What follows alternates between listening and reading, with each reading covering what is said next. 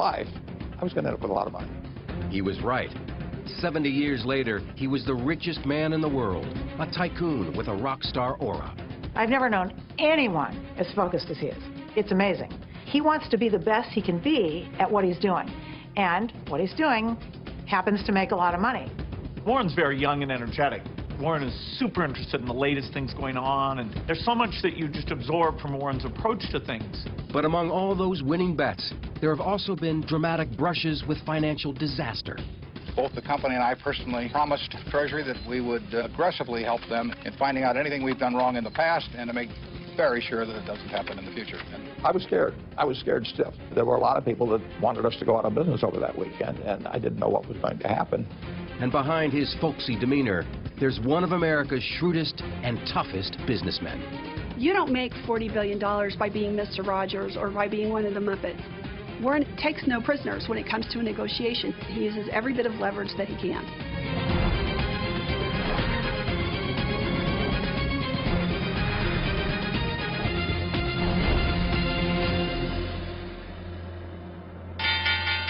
This is going to be one of those days that lingers in the mind. The Dow was down 200 or 300 points. Nobody knows what's in these bundles. A Category 5 test of our financial level. It was a terrifying moment in U.S. financial history.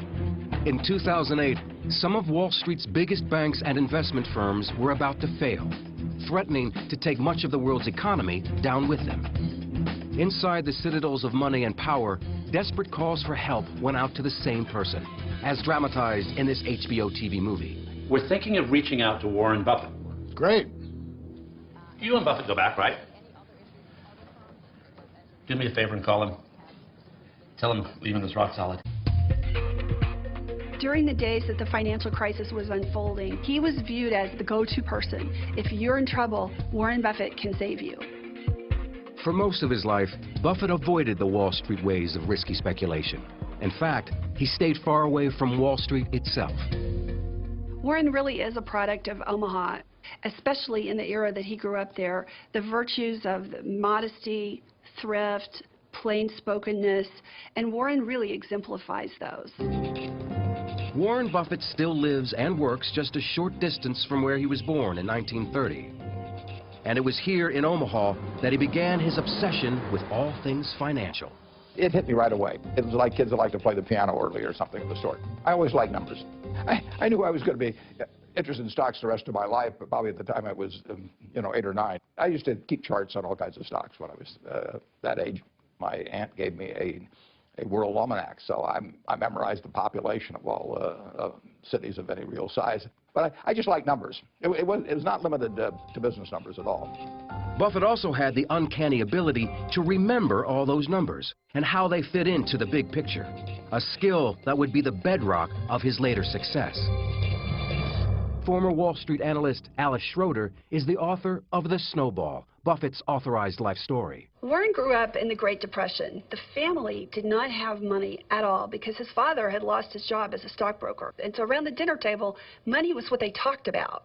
But Buffett wanted to do more than talk. My grandfather had a grocery store, and I used to buy Coca-Cola from him in 6-packs for $0.25 and sell them for a nickel each.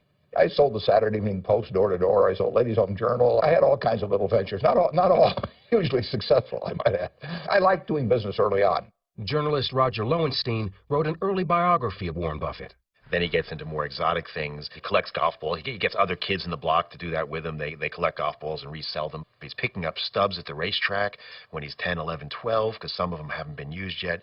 He grows up knowing he wants to make money. Investing in business comes later, but it's in him. Buffett made enough from these ventures to do what, until then, he had only dreamed of doing, playing the stock market. First stock I bought was City Service Preferred. It was a stock that had passed the dividend for how many years, 20 years or something like that. And so it had large accumulator dividends, and it was selling at 38 1/4, and I bought 3 shares. I went all in. That was my entire net worth. At the same time, Buffett's stockbroker father, Howard Buffett, had won a seat in Congress as a conservative Republican. And in 1943, he took the family to Washington. It was a chance for Warren to start a new business, delivering papers for the Washington Post. Well, I started with a couple of routes because I was good about delivering papers on time. So then they gave me these absolutely prime routes. Got up to where I was making probably $150 a month or something, which was a lot of money in that. And I was making it all before I went to school in the morning, so it was good. Savings from those paper routes became the seed money for his later empire. I'd made $9,800, and I made most of that delivering papers. I delivered about 500,000 papers, and I made about a penny a piece. So I made about $5,000 for the delivery of papers. After high school, he was ready to go full-time as a businessman and investor, but his father convinced the 16-year-old Buffett to go to college first. At the Wharton School of the University of Pennsylvania, he roomed with fellow Nebraskan Charles Peterson. He was very immature. He wore tennis shoes, or if he wore shoes other than that, he had a hard time having them both be the same color. He may have a black and a brown shoe on and never know the difference. Hair messed up. But Buffett was way ahead when it came to academics. Every day after class, I'd spend so many hours studying. Warren, on the contrary, picked up the books that were applicable to him and sat there and flipped through them page by page. And he might be through 2 or 3 courses in a couple weeks. He had a photographic mind. I did not. And Buffett had a unique way of spending all those hours he did not have to study. At that time, he was crazy about Al Jolson. And he'd play those records, Mammy, Mammy, how I love you, Mammy, and mimicking it an hour after hour. And what other songs, at that time, I was ready to go crazy. And when he wasn't singing, Buffett was getting his first taste of political activism. I was president of the Young Republicans Club at the University of Pennsylvania, and I even ran for delegate to the National Convention one time as a Republican. After breezing through college, Buffett went to interview for Harvard Business School. I was 19 at the time, and the fellow spent about 10 minutes with me, and he said, you better come back again later. It was very clear I'd flunked the interview.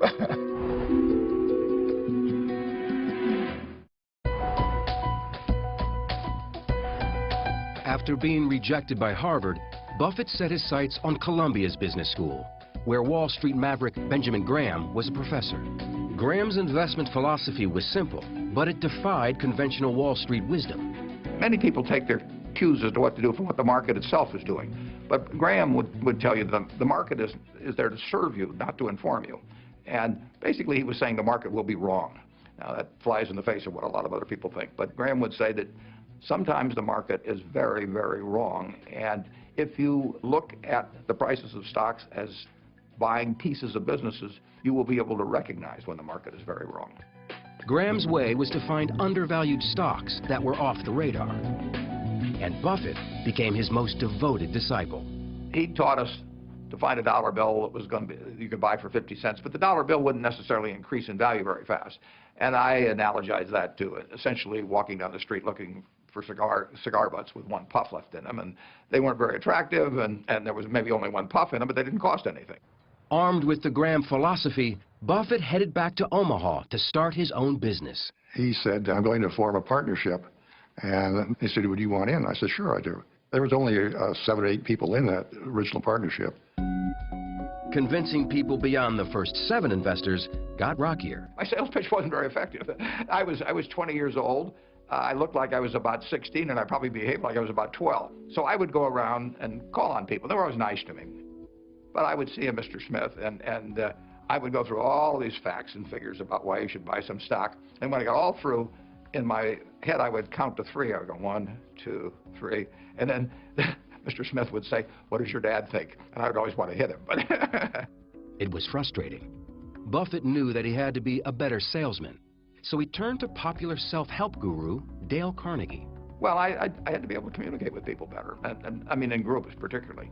I just knew that I couldn't go through life terrified of public speaking, and I'd heard about the Dale Carnegie course. And he applied those lessons when he began dating hometown girl Susan Thompson. I mean, I proposed to my wife during the Dale Carnegie course. So, I mean, I got my money's worth right during the course. I had the intellect to succeed, but I did not have the persona. I was not put together as a person until I met her. Buffett was finally ready to put his career in gear. He was picking stocks that others were ignoring, and his stocks kept going up.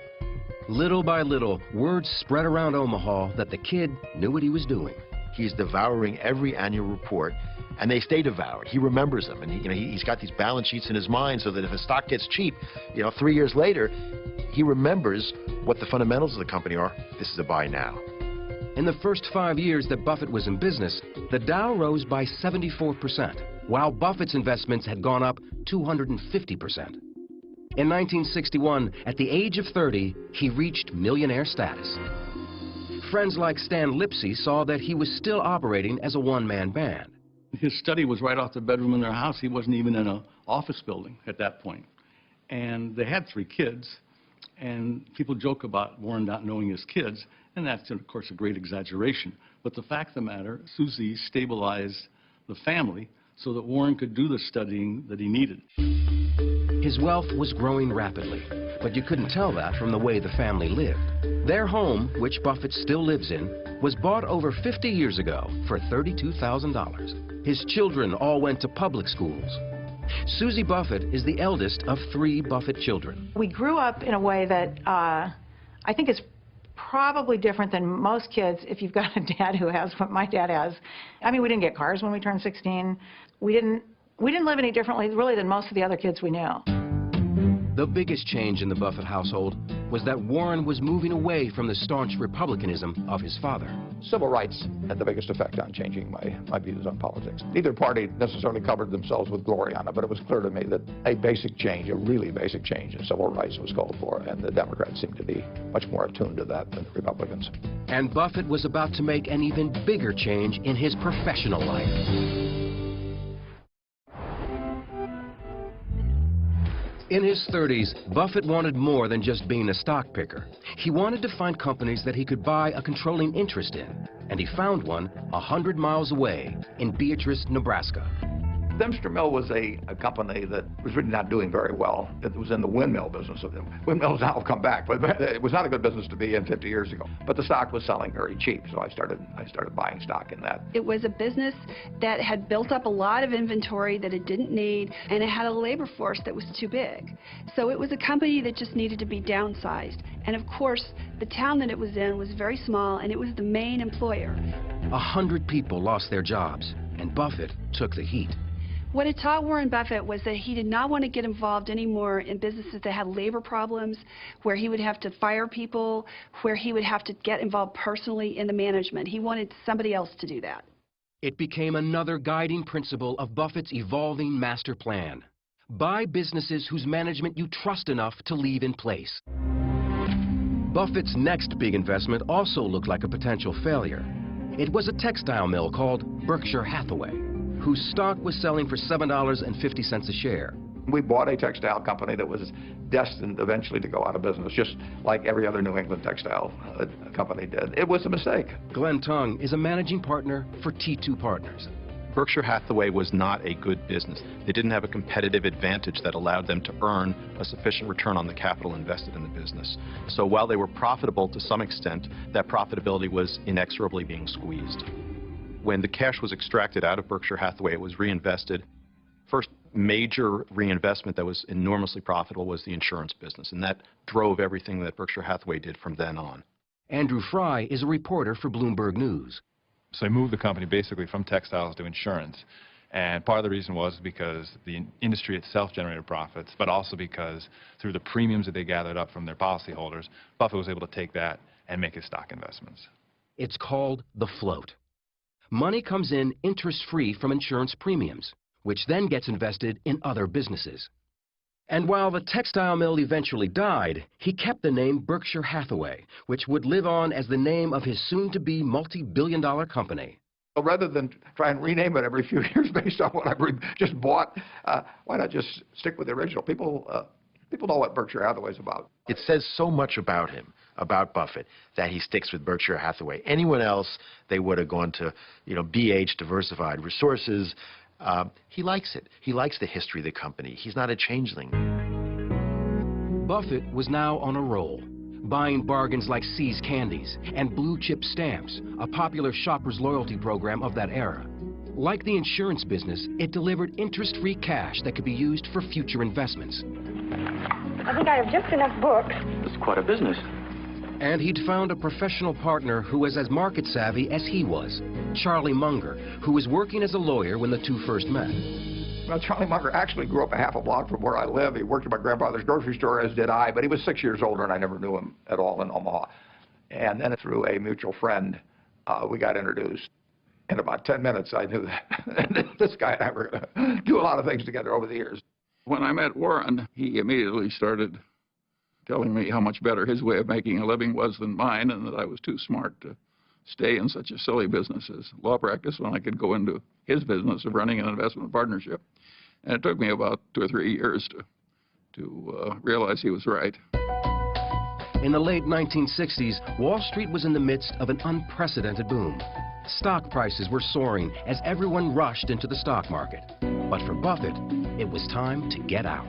I was running a little over $100 million and had a lot of happy partners. And I wrote them a letter and I said, you know, I don't know how to play in this game anymore. The valuations have gotten to where I can't find things.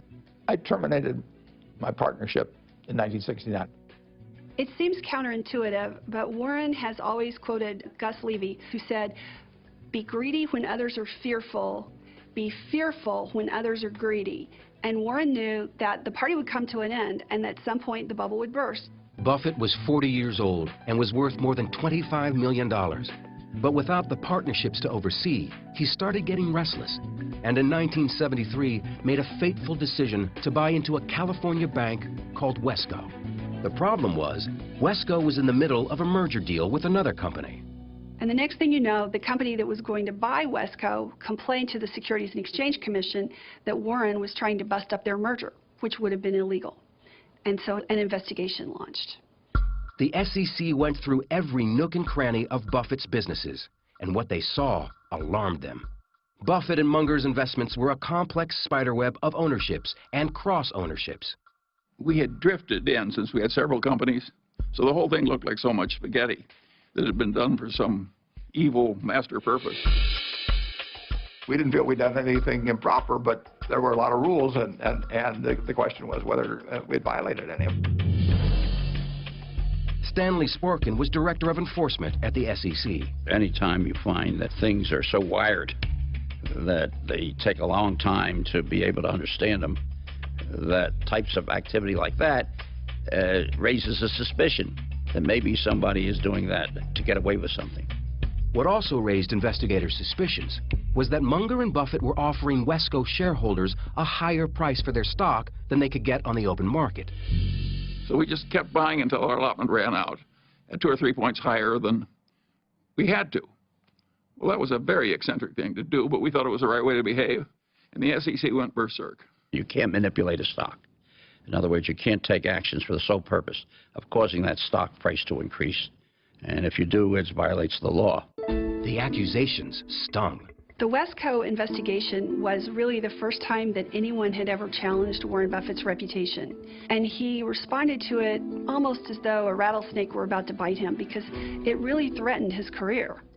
Trying to head off disaster, Buffett's lawyer made an unorthodox appeal to Stanley Sporkin. And saying, look, Stan, even though this doesn't look good from your standpoint, I want you to take into account the character of the individual. In my view, meaning Rickershauser view, he probably is going to be the #1 person in the financial services industry of all time. The appeal worked. Buffett's company, Blue Chip Stamps, was fined just over $100,000, but no charges were filed against Buffett. So he became even stricter, even more proper in his behavior and in worrying about his reputation.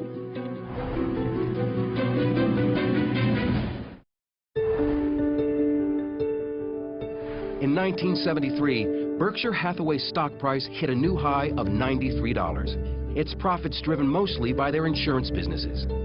Buffett also owned stakes in banks, clothing makers, and candy factories. But there was one business he was passionate about owning. I love newspapers. I mean, I started reading newspapers. You know, my dad would bring them home when I don't know whether it was 6 or 7 or 8, and it was the first thing I'd grab. You know, my sisters would grab them too. We all liked to read. His first newspaper purchase was an Omaha weekly called The Sun. The Sun was a very small business. I mean, it had never made any money at all. Stan Lipsey was the publisher of Sun newspapers. We were a weekly publishing against a daily, so we had to initiate stories, hopefully investigative pieces, and we'd sit there and brainstorm what we could do.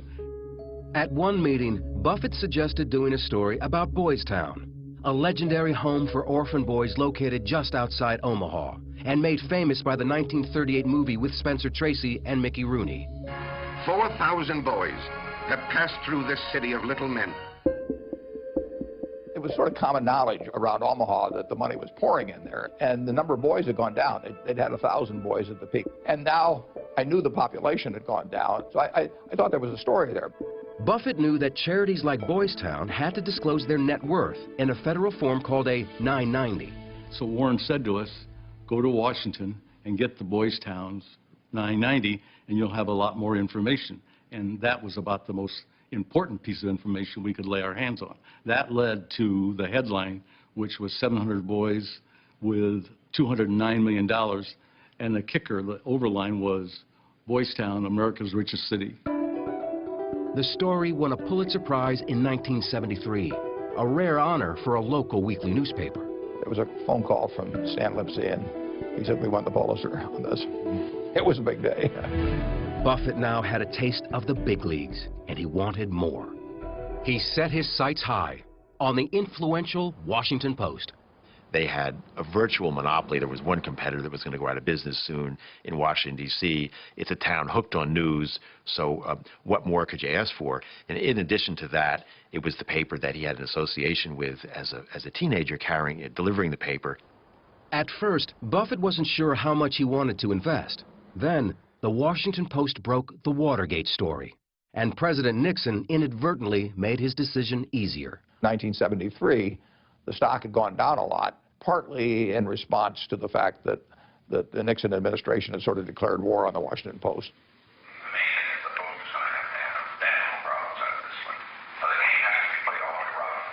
The stock eventually fell, I think, from 38 to like 15 or so, and we bought a lot of stock in a very short period of time. I mean, people were barreling out of the stock, big institutional investors. And the interesting thing is when we were buying that stock at $20 a share, if you'd asked the people who were selling it to us how much the company was actually worth the businesses, they would have said $100 a share. But they sold it anyway. I salute the Nixon administration for stirring up the dust at that time. Buffett's rule had always been to keep his distance from his company's managers and executives.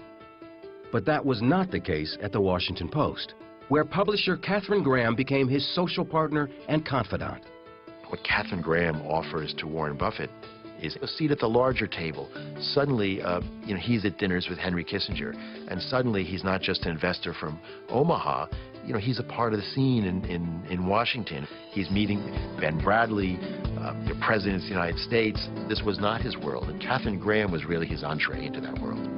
She was in a business that fascinated me, so she would invite me to these various Washington parties, which were interesting. I saw parts of the world that I wouldn't have seen otherwise if we hadn't become friends. But as Buffett's social circle widened, his wife Susie was feeling increasingly isolated back home and made a bold decision, unusual for a Midwestern housewife of that era. She was not divorcing Warren, but she left Omaha for San Francisco to pursue a new life and a new career as a singer. I get why she moved. My dad was getting more famous, and my mother was so not the Mrs. Warren Buffett type at all. You are in a fishbowl, and everybody wants stuff from you, and it's not so much fun, really. Their relationship never changed at all. They were completely in love with each other. They talked 5, 6, 7, 8 times a day. They traveled together. She just couldn't live here. To make sure that Warren was taken care of in her absence, Susie turned to her friend, Astrid Mengs. Susie knew what a solid, warm person Astrid was, and she sort of asked Astrid to look out for Warren, and that's how they got to know each other. Within a few months, Astrid moved in. It's very unorthodox. A lot of people, I'm sure, talked about it and had all kinds of lovely things to say about how weird it was. But I also think, you know what? It's nobody's business what goes on in somebody else's relationship. It worked for the three of them. It worked. Buffett was adjusting to his new domestic arrangements, and his success as an investor in the Post sparked a desire for full ownership of a daily metropolitan paper. He looked at a number of them. The Buffalo Evening News, that was called then, became available. At $33 million, it was Buffett's largest investment yet. The Evening News was one of 2 Buffalo dailies. Unlike the competition, it didn't have a Sunday edition. The competition, Courier Express, had a morning paper that was sort of flimsy, but they had Sunday, which was a hell of a paper, and Warren and I both knew that Sunday was only going to get stronger and that you had to have a Sunday paper. I knew that we faced extinction unless we got into the Sunday newspaper business. And so I did that within, I don't know, 6 or 8 months after we bought the paper. And at that point, all hell broke loose. All hell broke loose when Buffett's competition, the Courier Express, took him to court on an antitrust charge.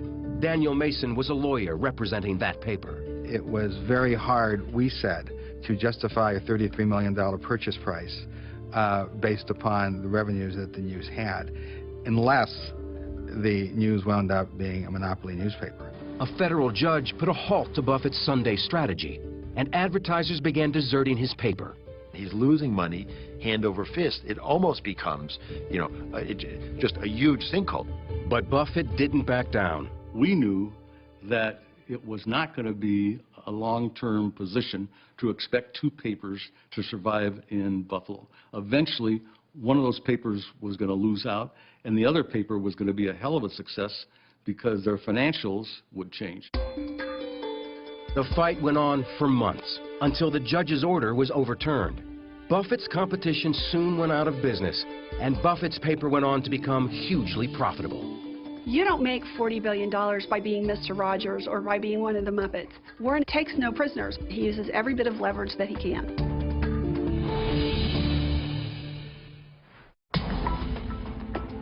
In 1985, Berkshire Hathaway stock was $2,000 a share. Buffett was now a billionaire.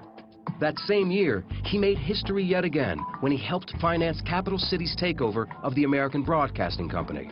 It was the biggest media deal ever, and one that also led to guest appearances on ABC soap operas. Warren, are you thinking of buying out a cosmetics company? Oh, Erica, I'd never dream of going in competition with you. Oh, well, that's a relief. But home was still Omaha, and Buffett saw himself standing apart from the high-flying ways of Wall Street. He was famous for sayings like, if you want to make a lot of money, hold your nose and go to Wall Street. And he had a sign in his office that said that Wall Street was about bulls, bears, and bum steers. But in 1987, Buffett decided to invest $700 million in what was then the nation's largest investment house, the powerful Salomon Brothers. So when he invested in Salomon, which was the classic quintessential Wall Street firm, people said, what is Warren doing? But what always happens with him is, if the chance to make money is big enough, some of these concepts sort of get put by the wayside. But a few years after Buffett's initial investment, Salomon got into big trouble. It turned sour when I got a call in August of, I guess, 1991. They sort of hinted to me about the problems that were coming. A trader named Mosier had done some very bad things in the U.S. government bond market. Those bad things included illegal moves by that Salomon trader to corner the bond market, by using unauthorized accounts to increase Salomon's share and force out their competitors. Derek Morn was a vice chairman at Salomon Brothers. Though he had no involvement in the scandal, he was appalled at what was happening. To me, it was clear that we'd broken the law. We'd interfered with the workings of a critical market, and that the Treasury and the Fed would be less than amused.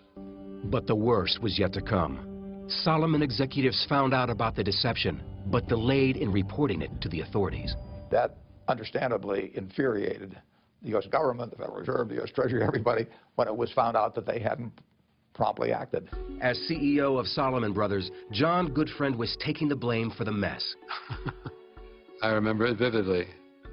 When you make the front page in the right-hand column of the New York Times and you picture when you're a fool, which I probably was, my disrepute became national. Should have been one of the worst days of my life, and probably was. I told Tom Strauss and John Meriwether that we had to go. Talk on Wall Street that Salomon's top officials were offering to resign to prevent the firm's possible debarment as a primary dealer in Treasury securities. The CEO had departed the scene in the company of his lawyers. We were effectively decapitated. In the meantime, this highly leveraged institution is floating in free space. Goodfriend made one last desperate attempt to salvage the company with the only solution he had left, a phone call to Omaha, Nebraska. And he says to Buffett, I'm going to have to resign. We need you to come in and be the CEO. Goodfriend needed someone who both had the confidence of the government and in some larger way, the confidence of America to say, yes, this is the Wall Street guy we trust. And literally, there was only one person in America who could fit that description, and that was Warren Buffett. and I wasn't involved in the thing so that I was not tainted. The hope was that I would be credible with all the people that were mad at us. There were a lot of them. When Buffett arrived in New York, the company was in a state of panic. There's no future and there's no present for an indicted financial firm. The firm would have folded. I was very clear, and I advised Warren of what the consequences would be, which not only that the firm would fail rapidly, but that there would be significant systemic impacts on other institutions. Buffett was now helming a company about to go down in disgrace. Warren used to say that it takes a lifetime to build a reputation and 5 minutes to lose it. And he was afraid that Salomon could be that 5 minutes for him. It was August 18th, 1991. Treasury Secretary Nicholas Brady had ruled that Salomon was out of the bond business. It was announced at about 10 in the morning on a Sunday. The U.S. Treasury had knocked us off the list of really acceptable people, primary dealers. That would have been a death blow to the company. So I had to get that changed by the time Tokyo opened. He only had a few hours. Once the Tokyo markets opened, the firm's fate would be sealed. The Japanese banks could have begun a run on the bank by selling our stock, by liquidating their positions with us, by demanding cash. They could very quickly drain the firm of its capital and its liquidity. That momentum would transfer to the London market, and by the time New York opened, we would have been in acute crisis. Buffett called longtime confidant Charlie Munger into New York for an emergency meeting. I will never forget that as long as I live. That was the most awesome moment in my life, because that would have been a national calamity. And it looked for a long time as though the government was just going to say, the hell with you, Salomon. Warren Buffett spent the entire day in frantic phone calls to Washington, trying to get the feds to back off. I was scared stiff, and it probably came through in my voice when I was talking. I was talking to Nick Brady, who was the Secretary of the Treasury, and Jerry Corrigan, who was the head of the Federal Reserve of New York.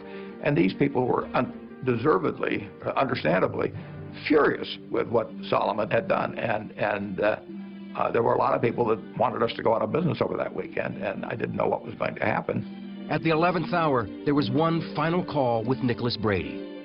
There was a big emotional catch in Warren's voice when he was talking to Nick. And I think Nick realized that if he's that disturbed by this, maybe he's right that we should back off just a little. He didn't have to back off very much, just a little bit. And it prevented the calamity. A visibly shaken Buffett faced dozens of reporters waiting in the Salomon auditorium. The Treasury saw the Salomon Inc. Board of Directors today take some major steps to install new management. Both the company and I personally promised Treasury that we would do everything we could do to aggressively help them in finding out anything we've done wrong in the past and to make very sure that it doesn't happen in the future. And they want that, and they need it, and they're entitled to it. Buffett emerged the hero, his reputation more exalted than ever. Warren Buffett meeting with the financial community, signing autographs. They love him. The man with the squeaky clean image who's trying to clean up the mess at Salomon Brothers. I'm going to be the American Bar Association's Man of the Year. I mean, we are spending a lot of money on legal fees. John Goodfriend found himself cast as the heavy. You need a villain. Somebody who led all these people astray and did all kinds of bad things. But I didn't see how I could fight it. I couldn't put Salomon at risk. Warren and Charlie were not our advocates in this situation. They maintained their purity, and we were down in the dumps. Life. But Warren's work wasn't over. To seal the deal, he had to personally take charge of cleaning up at Salomon Brothers. It was miserable. I was there 9 months and 4 days, and it's not an accident that I can tell you 20 years later exactly how long I was there. But it was important that it get done. I wouldn't wish it on anybody, and I wouldn't wish what happened to the firm, on anybody. But in a sense, I learned a lot.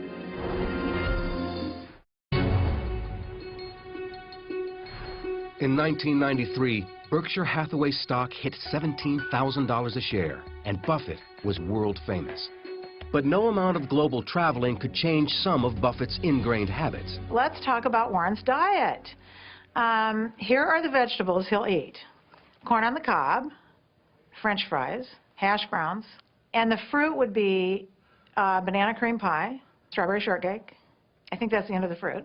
He also drinks, several cherry Cokes a day. I've never in my life, and I'm not kidding, seen the man drink a sip of water, ever. When he went to China, he took a pile of coupons from McDonald's with him, and that he's in China for however long it was, and he ate McDonald's hamburgers. The 1990s and 2000s would be the era of Berkshire Hathaway's greatest expansion. Brought into the corporate fold was the nation's biggest furniture store, a leading mobile home manufacturer, Fruit of the Loom underwear, Benjamin Moore paints, Dairy Queen, Geico Insurance. Over 70 companies in all, with a combined 250,000 employees. If you look at the assembly of businesses that Berkshire represents, it's businesses that have been handpicked by Warren Buffett into his holding company that's reaching a level of recognition that many people in America never get to. He loves to use the expression that it's his canvas, and he, like Picasso, he wants to paint, to work on that canvas as long as he is able. That's what it's all about for him. Two of Buffett's new investments made headlines by flying in the face of conventional market wisdom. He bought his hometown newspaper, the Omaha World Herald, and he bought the Burlington Northern Railroad. Suddenly, Warren Buffett invested in it, and wow, railroads were the hot thing because they had all these virtues that somehow nobody recognized. That is the thing that Warren Buffett has done over and over, is he invests in something, and then everybody looks at it and says, I saw it there. Why didn't I recognize these things all along? In Omaha, Berkshire Hathaway's annual meeting has become a place of pilgrimage for tens of thousands of shareholders. It's really an amazing thing. The stadium is filled, and the spotlights are on a small folding table with two 80-year-olds at that table, and those two 80-year-olds have more stamina than anyone else in the room. Hi. They're dying to see Warren Buffett and hear what he has to say. His favorite thing, I think, that happens every year is the shareholders meeting, and he gets energized from it. He goes nonstop from Friday to Sunday night, and as the weekend goes on, he gets more energy. Can't explain it. It's got to be those burgers. In the 2000s, Buffett was worth tens of billions of dollars, money he planned on giving away to a foundation to be run by his wife, Susie. But in 2004, Susie died of a stroke following cancer surgery. It was a huge shock for all of us. My dad, I can't explain how much he loved her and how much he relied on her. I am going to start crying talking about this. He'll never totally get over it. None of us probably will, but she was really something very special. We had always sort of talked about things and planned things, assuming he would die first. So when she died, it really was big. 2 years after his wife Susie's death, Buffett married Astrid Manx in a private ceremony. And he announced that he was pledging the bulk of his fortune not to his children, but to the foundation run by Bill and Melinda Gates. Bill Gates has been one of Buffett's closest friends since the early 1990s. So it was, kind of phenomenal. It made us step up our ambition level, add a lot of things we wouldn't have been able to do. And so now every year, it's a gigantic gift that allows us to be double what we would have been without it. They're young, they're energetic, they work much harder at it than I would. I get to keep doing what I love doing, and they're going to achieve the same things much better than I would. It's a perfect solution for me to get somebody else to do the work. I've always been good at that. But as his 80th birthday approached, an international crisis would open yet another new chapter in Buffett's life. Absolutely stunning morning on Wall Street. Lehman Brothers filing for bankruptcy. In 2007, a single share of Berkshire Hathaway stock hit an all-time high of $150,000. And people call this work. But the next year, the entire U.S. economy was in crisis mode. The Dow closed Monday's session down more than 500 points, with many of its financial institutions collapsing under mountains of debt. The dominoes started falling, and they were huge dominoes. They started falling at a pace that was breathtaking. The terrified bankers in New York needed emergency help from anyone that was still solvent. And it wasn't just money they needed. Warren Buffett is one enormous good housekeeping seal of approval. And if he's putting money into a situation, they're going to assume that he's intelligent enough to be making that investment because he thinks he's going to generate a satisfactory return off of it. And that will calm people's fears when fear is at its highest. Among the businesses that received lifelines from Warren Buffett were Goldman Sachs, GE, and later, Bank of America. If you have, Warren Buffett giving you that imprimatur saying, I have faith in the company, the market will recover, and eventually it did. In 2011, Warren Buffett was awarded the Presidential Medal of Freedom. He's demonstrated that integrity isn't just a good trait, it is good for business. But who will succeed this financial icon at the head of Berkshire Hathaway? In 2011, the man seen as Buffett's heir apparent was caught in a scandal. High-level executive David Sokol was buying stock for himself in a company called Lubrizol, while pitching Lubrizol as a Berkshire acquisition. He should have disclosed it to me initially, and then I would have had him sell it or do something of the sort, or we wouldn't have bought the company. I mean, it just was not something that should have been held back. David Sokol left the company, and that crisis ended. In 2012, Buffett announced that he was being treated for prostate cancer, and that he's identified his successor at Berkshire. But that name has not yet been made public. What he has made public are the political and economic causes that he feels passionate about. I think in the last couple years, he has seen some places where he thinks if I open my mouth, it might make a difference. What he's most vocal about is what he sees as the inequities of the tax system, something that's come to be known as the Buffett rule. There's all kinds of ultra-rich who pay normal taxes, but there's a small segment, but you can find them very easily, who pay very low taxes, including me. He considers himself, lucky to have been born in America at this time in history. Buffett is just a unique character who came along in a period when America became fascinated with finance, who did it better than anybody, and he's been able to bring Wall Street back to Main Street in a way that I don't think we'll ever see again. I think he's one of the most memorable people I've ever met.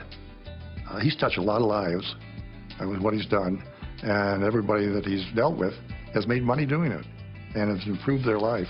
There are really no people like Warren where, we should sit back and benefit from the deep thinking he's done about business since he was very young. I think it's all about, I'm the world's greatest investor, and I've got $40 billion to prove the point. I just have a great time every day. I mean, I am getting to do exactly what I want to do in life. It doesn't get any better than that.